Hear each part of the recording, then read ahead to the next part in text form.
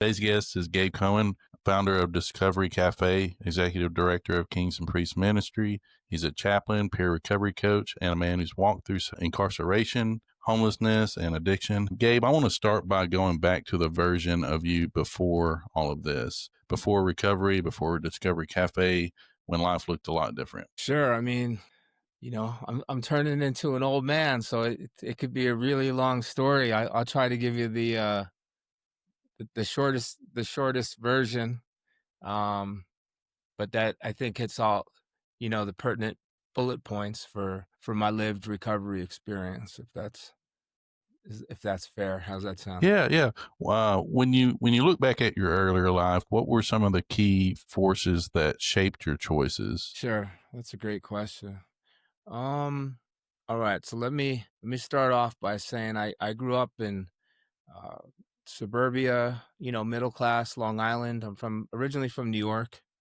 Um, we're out in Colorado now. I've been out here over 30 years, but I grew up in New York, and my parents didn't use drugs or alcohol. It wasn't really an issue in our house. But I do come from a family of Holocaust survivors. All my grandparents. I'm from a Well, my mom's parents were German Jews that escaped the Nazis, and then my dad's parents were Polish and Hungarian Jews. And we didn't grow up in a religious home. I guess you would call it like Reform Judaism. We didn't belong to a synagogue, but I was educated, to never forget the Holocaust. And like when my grandparents came up, it was like put all your toy soldiers away or put your like fake guns away. And I just remember trying to understand like how come I couldn't wear camouflage pants, because I kind of went through my army phase in 8th grade, and my ninja phase, um, but they would talk about the trauma of the war, and I would look at, be shown photographs of the horrific trauma that the Jewish people went through, and at that time. Um, so I think just some like generational type trauma, and then I also experienced, although I wasn't aware of how it would really impact my life until I got older and got into therapy and stuff. But I had some sexual abuse, Hmm. from